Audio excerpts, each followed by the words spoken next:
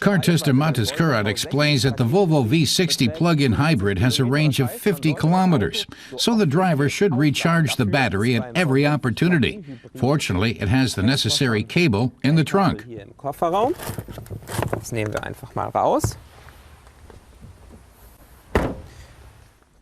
He says this end plugs into the car, and the other goes into the outlet. Sounds simple, but the cable is fitted with a special plug. If it isn't compatible, all the driver can do is get out a cable reel and hope for the best. But this particular Volvo V60 plug-in hybrid is already fully charged, so the test drive can begin. When driving on its diesel engine, it puts out 208 kilowatts, with fuel consumption rated at 1.8 liters. Running on electric power, it can cover 50 kilometers free of emissions. Running on both, it can go 900 kilometers without refueling.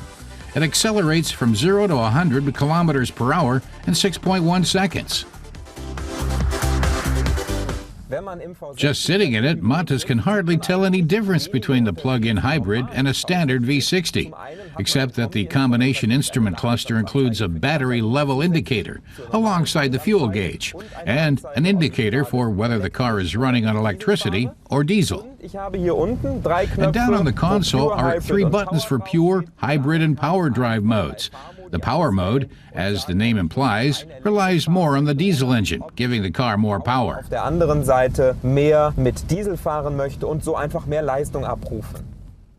And if he needs to go easy on the battery, the safe button switches to the diesel for long drives cross-country or on the highway and saves the battery power for the stop-and-go driving typical of the city.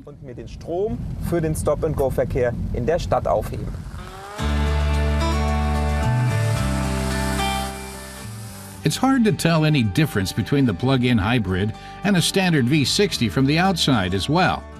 The sporty look of the 5-door station wagon is brought out even more by the R-Design dynamic attributes. Chromed emblems identify the plug-in hybrid as such. The trunk offers just 304 liters of volume, partly because of the space taken by the recharging cable stowed under a panel inside. The hybrid diesel's interior has been kept in the traditional Volvo style. A digital instrument cluster is standard in the V60 D6 AWD.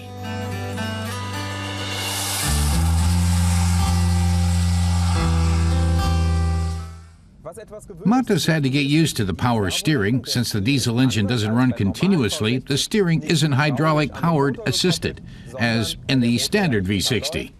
Instead, it's electric, and that has a different feel, which takes a few kilometers to adjust to. What's his overall impression after the first few kilometers?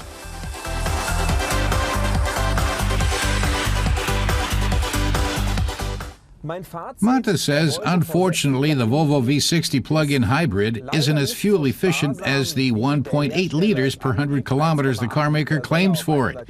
His average of about 6.2 liters is far removed. So for a good 10,000 euros less, he could buy a standard V60 with the biggest diesel engine in Germany. It consumes about the same and has a bigger trunk.